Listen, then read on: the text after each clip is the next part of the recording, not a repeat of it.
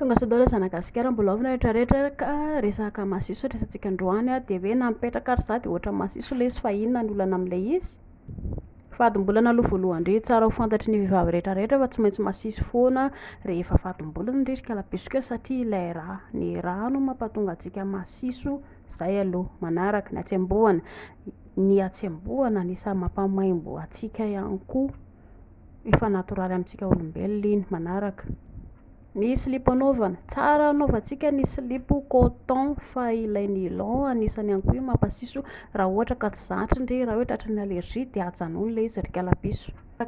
Ny manaraka ihany koa de taddio tsara fa atao anatin'ny lalan-jaza indrindra kalapiso kely mbola veriko ny fampiasana lava-body de tsy azo atao tompoko fa lasa maniry an'ireo karazana bakteria maro isan-karazany ao anaty lalan-jaza indray ato hoe laro sarotra amindrimy manala anazy.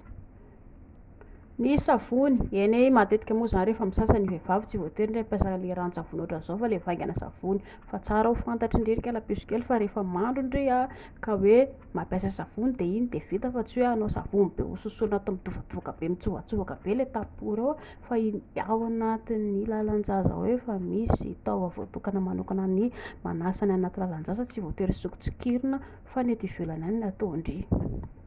Ny pataloha anaovana na ny akanjo anaovana anisany mampamaimbo ireny ry kalapiso kely raha ohatra ndray ka zatra manao le akanjo tery loatra ireny, ohatra hoe leggings zao le efa malaza amintsika ireny aza de anaovana loatra ireny fa mba akanjo le somary antonontonony mampa-à-l'aise ozy le fitenenana mampamety andry anaovana mba hisoroana le mety mampatsemboka loatra andry.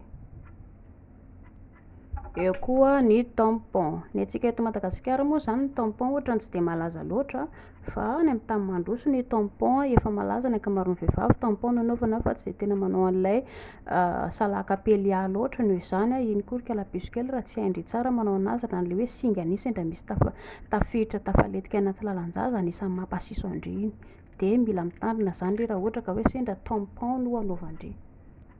Ny loko raharaham-pory indray no hodiniantsika de raha ny tokony ho izy ry kalapiso kely de fotsy mangatsakatsaka zay ihany le izy, fa raha ohatra ka hoe sendra mavomavo be loatra na ohatra hoe sendra hoe maitsomaitso na ohatra hoe grégré lokony de mila mitandrina ndry fa andanaingana mandeha makany amin'ny dokotera fa anisany misy olana zay ao anatin'ny lalan-jaza ndry ao. Olana ihany koa ratsy raha ohatra ka hoe sendra misy raha mandeha iny anisany hoe sendra voan'ny angatry ndry ry kalapiso kely eo koa sendra hoe mety hoe voan'ny homamiadana fa ndry tsy mahalala le izy rehefa voan'izay ndry tsy maintsy mandeha makany amin'ny dokotera satria ireny miteraka raha miandry ela loatra eo ndry de eo ndry ny raisina ry kalapiso kely fa vao hita hoe misorotra ny aretina andanaingana tonga de manantona mpitsabo gynécologue.